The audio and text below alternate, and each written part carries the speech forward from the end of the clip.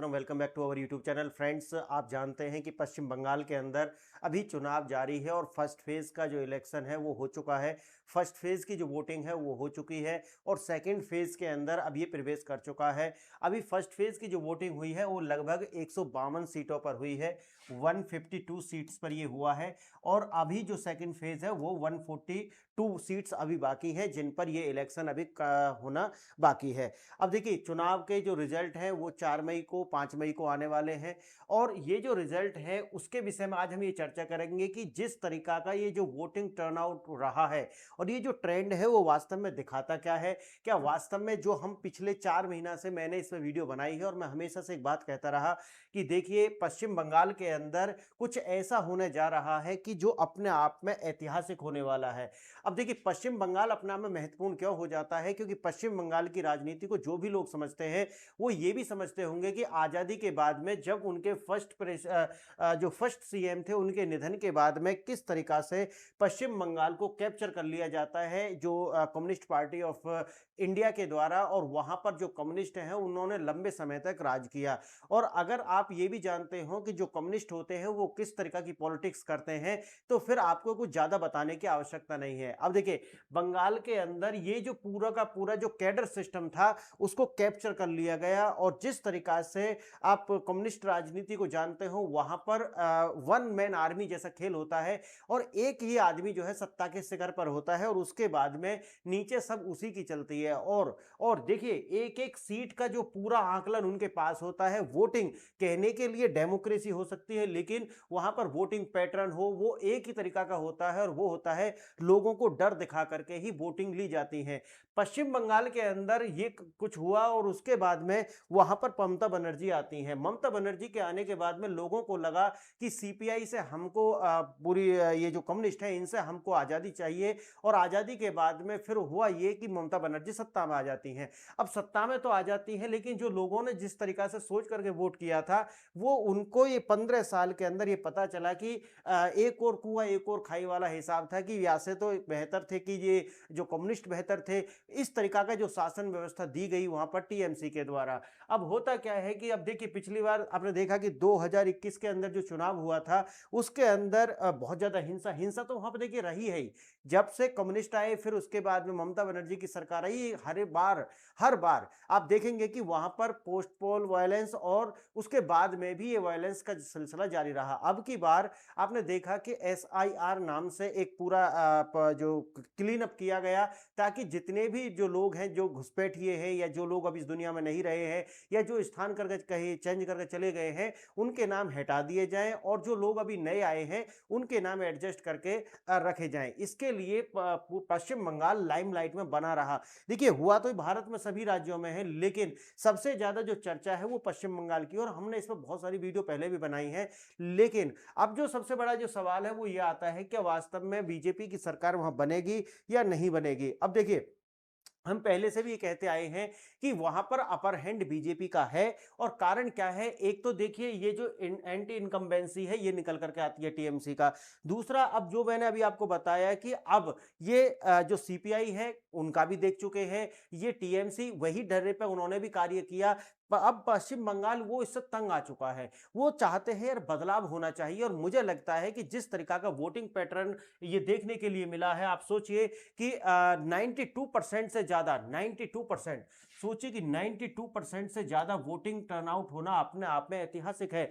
ये दो ही तरीका से इसे लोग देख रहे हैं। पहला तो ये है कि देखिए ये जो टर्नआउट है, एक तो ये कि भाई एसआईआर हुआ है, पहली बार वोट दे दीजिए क्योंकि वोट नहीं देंगे तो पता ना क्या हो जाएगा, हो सकता है कि आपका नाम फिर कट जाए उससे दोबारा से रिफॉर्म होकर के, तो इसलिए ज्यादा हुआ है। दूसरा ये है कि अब लोग जो जैसे मैंने आपको बताया कि टीएमसी से तंग आ चुके हैं और अब ना सिर्फ मुस्लिम ही बल्कि हिंदू लोग भी ये पूरी तरीका से वोटिंग कर रहे हैं। अब ऐसा नहीं है कि यार गर्मी है घर लेट मार सकते हैं, ये सब नहीं है। अब की बार सबको वोटिंग करना है।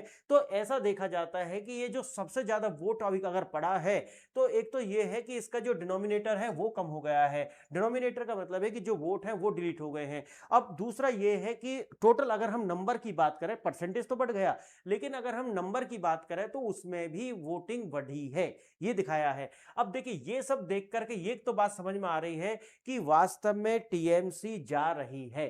जा रही है टीएमसी। तो ये जो 152 सीट्स है, ये जो 152 सीट्स जिनमें फर्स्ट फेज में इलेक्शन कंटेस्ट हुआ है, इसमें से जो हमारा अनुमान है, हमने जो अपना एनालिसिस किया है, उससे 120 प्लस सीट्स बीजेपी की आ रही हैं। 120 प्लस सीट्स बीजेपी की यहां से आ रही हैं। अब 120 प्लस का मतलब ये है कि भाई 120 से कम नहीं होंगी, 121, 125, 130, तो ये इसके ऊपर होगी, इससे कम नहीं होगी। अच्छा, दूसरा जो फेज है उसको बताया जाता था कि वो टीएमसी का डोमिनेटेड फेज है, सेकंड फेज के अंदर जो वोटिंग होने वाली है, तो वहां पर भी बीजेपी की 70 से 75 सीटें वहां पर भी आ रही हैं। तो अब आप अगर ये दोनों लगाएंगे तो अप्रोक्सीमेट आप देखेंगे तो 195 से ज्यादा सीटें अब बीजेपी की आ रही हैं, और बीजेपी की जो सरकार है वो बनने जा रही है। इस तरीका का जो आंकड़ा है, इस तरीका का एनालिसिस हमारे द्वारा किया गया है, और ये जो ट्रेंड्स हैं इनको देख करके जितना भी, और देखिए जरूरी नहीं है कि आपको जो ट्रेंड्स है, क्योंकि पश्चिम बंगाल में लोग उसे बोलने से भी डरते हैं,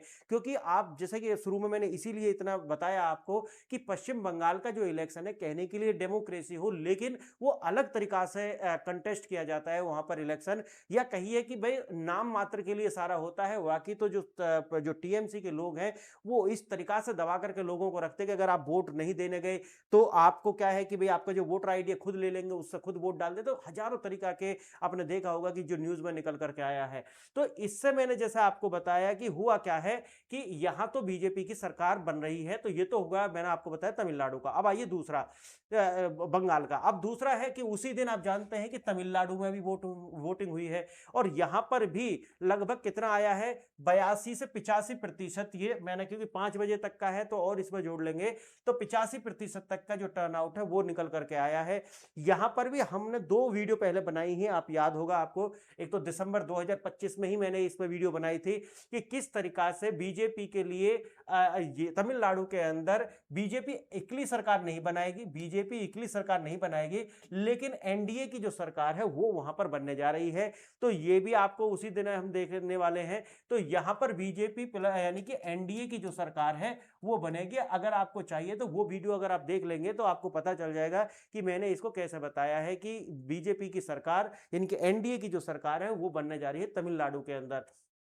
तमिलनाडु के अंदर भी अगर आप टोटल नंबर ऑफ वोट्स का देखेंगे, मास का, तो वो भी बढ़ा है, प्लस परसेंटेज भी इसकी बढ़ती हुई हमको दिखाई पड़ी है। अब देखिए अगर हम थोड़ा सा अब इसको प्रतिशत, और ये तो देखिए वो वही है जो मैं आपको बता रहा था। अब आ जाते हैं थोड़ा सा इसे विस्तार से देखेंगे। देखिए, सुरक्षा और प्रशासनिक कार्रवाई, हिंसा प्लस ये अपराधियों की गिरफ्तारी, प्लस चुनाव आयोग ने एनसीआरबी डेटा के आधार पर दागी और टीएमसी कार्यकर्ताओं का, अपराधियों को जो गिरफ्तार किया है। तो ये कार्य वो है जो कि इलेक्शन होने से पहले हो गया है। संवेदनशील जो इलाके हैं उन पर सख्त पहरा लगाया जा रहा है। कुख्यात गिरोह जो है उसका पूरी तरीका से तड़ीपार उनको कर दिया गया है। 800 से ज्यादा ऐसे, जो मैंने अब आपको याद आ रहा होगा कि जो शुरू में मैंने आपको बताया कि टीएमसी के जो लोग हैं, जो बाहुबली हैं, या जो जाकर के लोगों को धमकी देते थे, उनके वोटर आईडी कार्ड जमा कर लेते थे, उन लोगों को गिरफ्तार कर लिया गया है, या तो उनको डिटेन करके रखा गया है। अब मैंने जैसे कि बताया कि हिंदू मतदाता वो भी अब घर से बाहर निकल रहे हैं, और उन्हें लगता है डू एंड डाई वाली कंडीशन है। यही मौका है कि इस समय ममता बनर्जी से हाथ धो लिया जाए। आने वाले समय में टीएमसी जिस तरीका से सीपीआई वहां से उखड़ करके साफ हो गई है, उसी तरीका से आने वाले समय में आप कभी भी अब टीएमसी को पश्चिम बंगाल के अंदर नहीं देखोगे। ये क्लिप निकाल कर रख लेना, और मैंने पीछे जब 2025 में वीडियो बनाई थी तब भी मैंने यही बोला था कि क्लिप निकाल कर रख लेना, तब चलाना।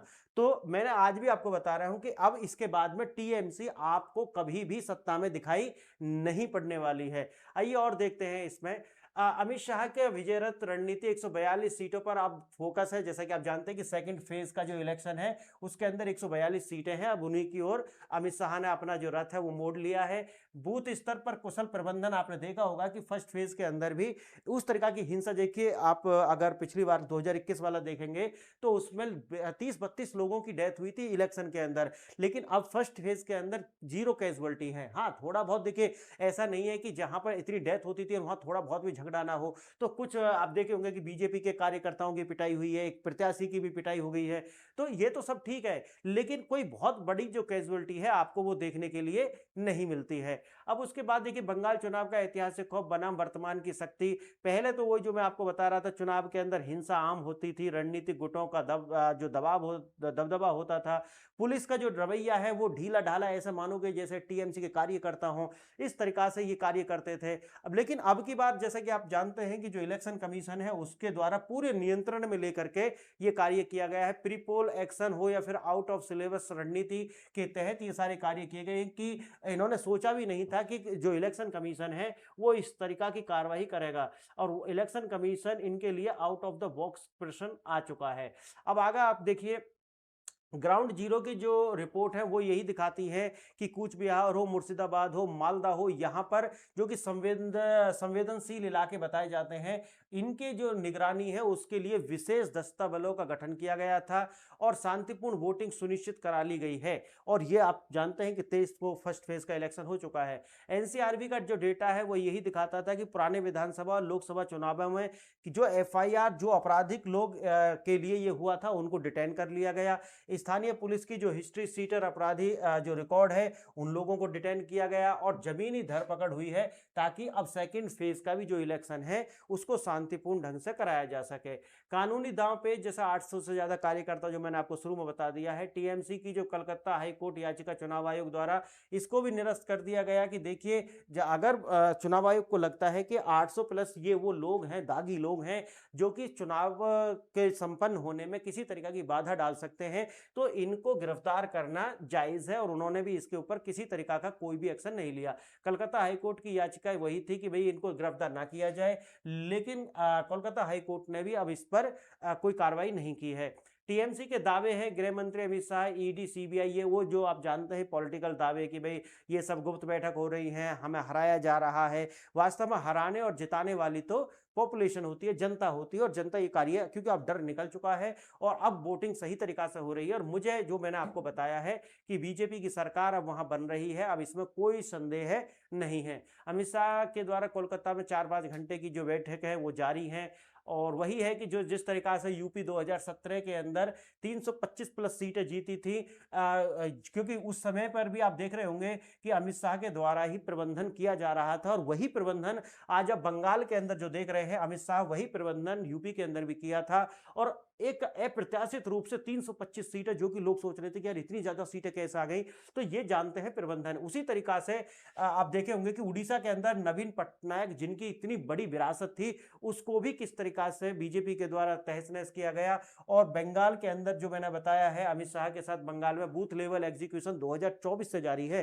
तो 2024 से लेकर के अब तक 2 साल हो गए, नीचे धीरे धीरे से कार्य करते रहे, और आज जो आप ये देख रहे हैं ये सिर्फ 6 महीना या 4 महीना का कार्य नहीं है, ये पीछे 2 साल का मेहनत है। अब नागरिकता पहचान सीएनआरसी मतदाता सूची में अपना नाम सुरक्षित रखने का मताधिकार का प्रयोग उन्हीं को होगा जो सिटीजन होंगे भारत के। सत्ता विरोधी लहर है, जो मैंने आपको बताया एंटी इनकम्बेंसी है, और हिंदू मतदाता भी अब बाहर निकल रहे हैं और वोट कर रहे हैं, और वो देख रहे हैं कि भैया ये लास्ट मौका है, डू एंड डाई वाली कंडीशन है। प्रशासनिक शक्ति हो, जैसे मैंने बताया माइक्रो मैनेजमेंट हो, और मतदाता की जागरूकता, ये सब मिलकर के बंगाल के अंदर पूरी सत्ता को परिवर्तन करने जा रहे हैं।